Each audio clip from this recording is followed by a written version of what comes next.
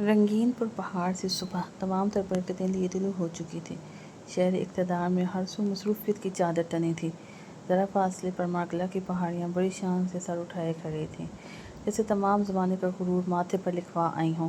ایسے میں شہر کے وسط میں اونچی آسمان کو چھوتی بلڈنگ، جس کے ماتھے پر کنندہ آغا اینڈ کو کے الفاظ سورج کی روشنی میں سر اونچا کر کے دیکھنے والوں کی آنکھوں کو چندے آ رہے تھے۔ اس بلڈنگ کے ایک عالی شان آفس میں آغا مصطفیٰ زیدی اس دیوار کی کھڑکی سے نظر آتے پہاڑوں اور اونچے نیچے بستے شہر سے پشت کی ریوالونگ چیئر پر بیٹھا بہت باروب و مغرور لگ رہا تھا، مگر وہ کوہساروں پر گرتی برف جیسا حسن لیے مانگ کا راج دلارا اس وقت سب سے بیزار بیٹھا گہری سوچ میں تھا۔ اس کی نظریں سامنے گھڑی میں لگے پینڈولم کے ساتھ سفر کر رہی تھیں اور اس کی روشن جبین پر لکیروں کا جال تھا۔ بخار کی تمازت سے اس کا چہرہ سرخ ہو رہا تھا۔ دروازے پر ہوتی دستک نے اس کی سوچوں میں خلل ڈالا تو وہ ایک لمحے میں خود کو کمپوز کر گیا۔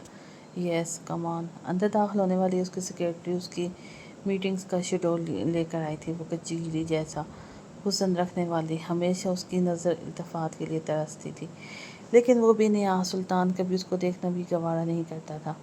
یہی بات اس کے دل کو جلا کر خاکستر کرتی تھی۔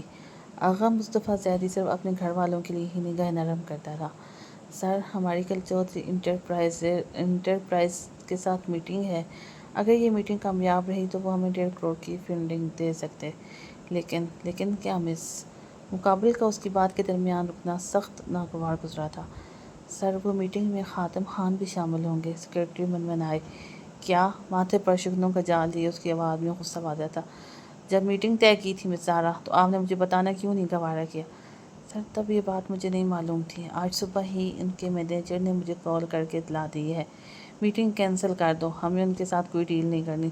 مقابل کی سرد آواز نے صحیح معنوں میں زہرا کے رونگٹے کھڑے کر دیے۔ لیکن سر، 1.5 کروڑ معمولی رقم نہیں ہے۔ When he said no, then I mean it. Now go back to your work. مقابل کی سخت آواز سے گھبراتی وہ فوراً پیروں کو لپکی۔ ڈسگسٹنگ۔ زہرا کے بیٹھ جاتے ہی اس نے بے ساختہ اپنے ہاتھ کو مکے کی صورت میز پر مارا، جبکہ چہرے کے تاثرات ظاہر کر رہے تھے کہ وہ کچھ بڑا ٹھان چکا ہے۔ وہ ایسا ہی تھا، اپنے اصولوں پر ذرا بھی سمجھوتہ نہ کرنے والا، اور نہ ہی کوئی چیز اپنے مزاج کے خلاف برداشت کرنے والا۔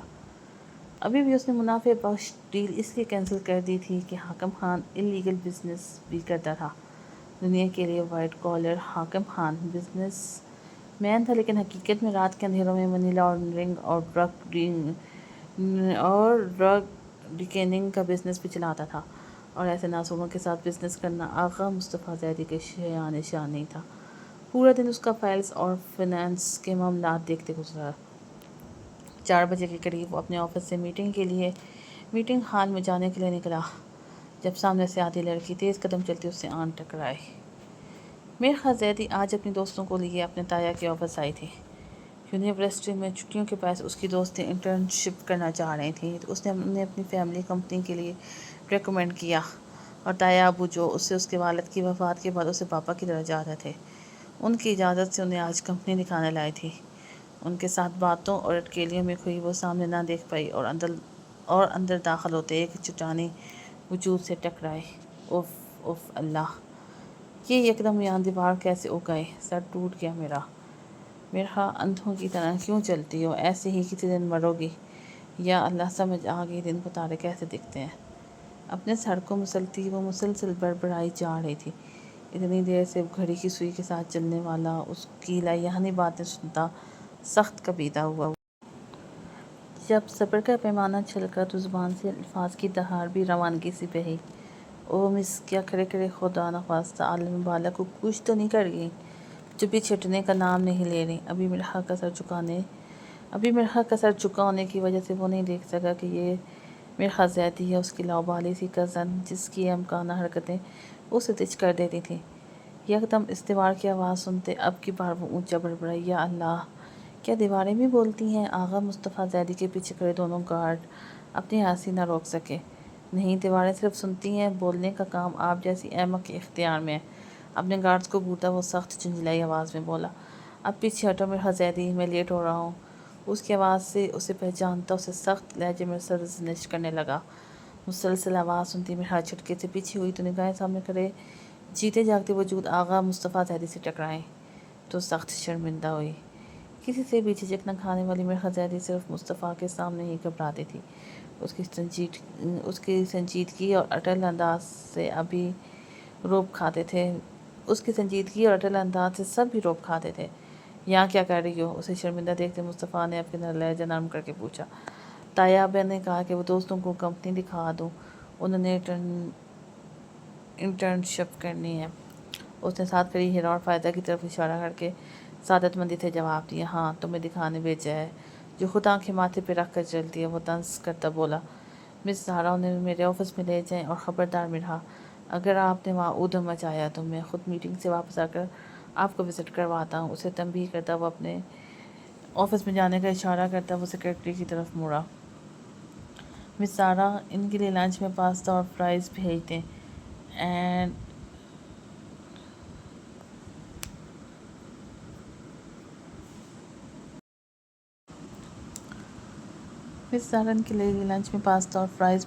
اینڈ گیس میک شور کہ اسپائسز بالکل نہ ہو پاستے میں۔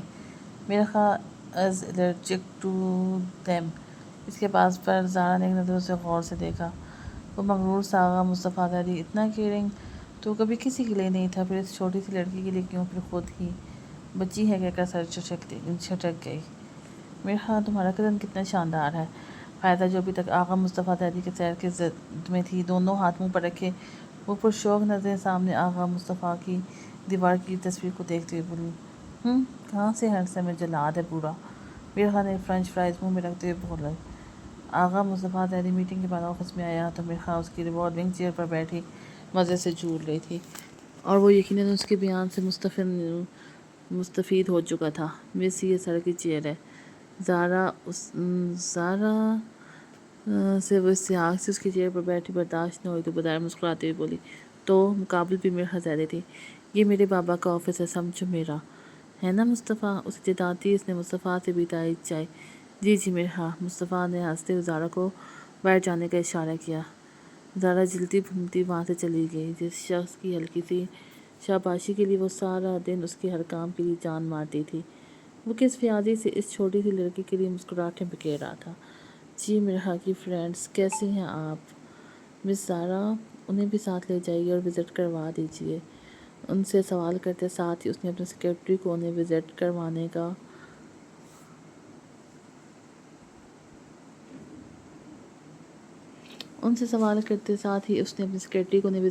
کا کہا۔ مرحا، آپ یہیں رکو۔ مرحا، جو ان کے ساتھ بیٹھ جانے لگی تھی، اس کے حکم پر منہ بناتی وہیں بیٹھ گئی۔ جانتی تھی کہ لہجہ ہی اب ڈانٹ کی طرف لے جائے گا۔ گارڈز کیوں نہیں تھے آج آپ کے ساتھ؟ آفس کا دروازہ بند ہوتے ہی وہ ٹیبل کی دوسری طرف مرحا کی چیئر کے بالکل ساتھ آ کھڑا ہوا۔ میری مرضی، ٹٹائی میں تو مرحا لاجواب تھی۔ کیا مطلب ہے میری مرضی؟ تمیز سے بات کرو مرحا، مصطفیٰ نے سختی سے بولا۔ ماتھے پر ازلی بل دوبارہ آ موجود ہوئے۔ یہ لڑکی حقیقت میں اس کے ضبط کا صحیح امتحان لیتی تھی۔ میں نے کہا کہ میری مرضی، میں گارڈز لے کر جاؤں یا نہیں؟ یہ ہر وقت کے دم چھلے مجھے کوفت میں مبتلا کرتے ہیں، وہ ڈٹھائی سے بولی۔ میں کہہ رہا ہوں کہ آپ آئندہ بدتمیزی نہیں کریں گی، وہ پھر بولا۔ ہاں، تمہیں یہ خوش فہمی کیوں کر ہوئی کہ میں تمہاری بات مانوں گی؟ یہ میرا انتہائی ذاتی فعل ہے کہ مجھے کب، کہاں اور کس کے ساتھ جانا ہے، اور تم ہوتے کون ہو مجھے بتانے والے؟ اس کا لہجہ گستاخ تھا۔ مصطفیٰ نے انتہائی غصے سے اسے بازو سے پکڑ کر اپنی طرف کھینچا۔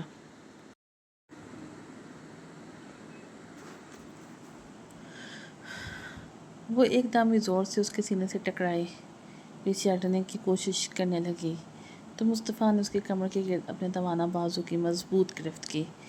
اپنا لہجہ درست کرو مرحا، وہ غصے سے بولا۔ تمہیں اندازہ بھی ہے کہ میرے بابا کتنے پریشان ہو گئے تھے؟ کیا ہوتا اگر؟ اس کے آگے وہ رک گیا، اس سے ایک قدم پیچھے ہوتا پشمانی سے پیشانی مسلنے لگا۔ یہ اس کا ضبط آج کیسے چھلک گیا تھا جب بابا نے اسے بتایا کہ کوئی گاڑی مرحا کی گاڑی کا پیچھا کرتی رہی تھی، اور حد یہ کہ مرحا کے ساتھ گارڈز بھی نہیں تھے۔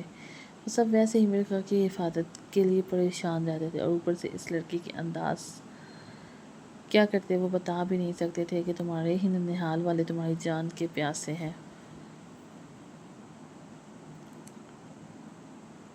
مرحا کی والدہ نے ابراہیم زیدی سے گھر والوں کی مخالفت سے نکاح کیا تھا۔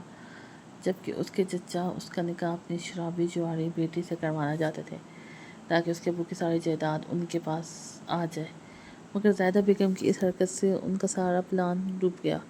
ستم یہ کہ زاہدہ بیگم خود مرحا کی پیدائش کے وقت وفات پا گئی اور ان کی ساری جائیداد قانون کے مطابق مرحا زیدی کے نام ہو گئی، لیکن زیدی خاندان نے اس کا مطالبہ کبھی نہیں کیا، مگر پھر بھی ملک صرف لالچ میں وہ اس سے خود سے کہ کہیں وہ اس کے حقدار اور مالک بن کر آ گئے تو کیا کریں گے سوچ کر اس کی جان کے دشمن ہو گئے، اور یہ دشمنی سازشوں میں بھی بدل گئی۔ جب مرحا 9 سال کی تھی تب اس کی گاڑی کا ایکسیڈنٹ کروایا گیا، لیکن مرحا خدا کی قدرت سے محفوظ رہی، مگر اس کے ابو اس ایکسیڈنٹ میں انتقال کر گئے۔ اس وقت ڈیتھ بیڈ پر انہوں نے مرحا کا مستقبل محفوظ کرنے کے لیے اس کا نکاح اپنے بھائی کے بیٹے آغا مصطفیٰ زیدی سے کروا دیا۔ شاید وہ پہچان گئے تھے کہ وہی اس کی حفاظت کر سکتا ہے، لیکن یہ بات ابھی تک مرحا کو خود معلوم نہیں تھی۔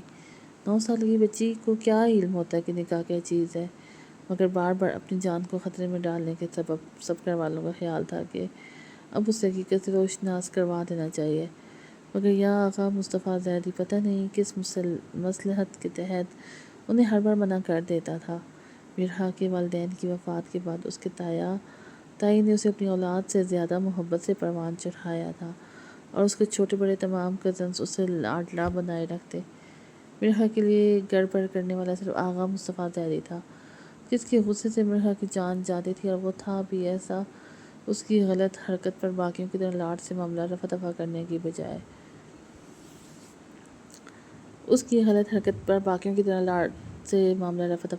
بجائے وہ اس کی خوب سرزنش کرتا تھا۔ تبھی وہ اسے سلجلاط کہتی اور سارے اس لقب پر خوب ہنستے، اور آج بھی اپنی شرارتی فطرت اور لاپرواہی کے باعث وہ اس شیر کو غصہ دلا بیٹھی تھی۔ مرحا ابھی کے ابھی گھر جاؤ، تمہارے ساتھ میرے گارڈز ہوں گے، اور خبردار تم نے انہیں تنگ کیا تو اس دفعہ میں بالکل لحاظ نہیں کروں گا۔ اپنی شیر جیسی آنکھیں اس کی آنکھوں میں ڈالے گھورتا وہ سخت لہجے میں بولتا مرحا کی جان نکال گیا۔ وہ پہلے ہی اس کے اپنے اتنا قریب کر لینے سے سہم سی گئی تھی، مگر ظاہر بہادر ہی کر رہی تھی خود کو۔ تبھی پیر پٹکتی وہ وہاں سے فوراً نکلی۔ پتہ نہیں ایک دم اس جلاد بیسٹ میں کون سی روح آ جاتی ہے، خروس جن کہیں کا۔ منہ ہی منہ میں بڑبڑاتی وہ ان گارڈز کے ہمراہ گاڑی میں جا بیٹھے، جبکہ اوپر ونڈو سے اسے دیکھتا آغا مصطفیٰ اپنی چیئر پر بیٹھا اب کسی گہری سوچ میں ڈوب گیا۔ بخار کی شدت اب صبح سے بڑھ گئی تھی، مگر اسے خود اپنا خیال کہاں تھا۔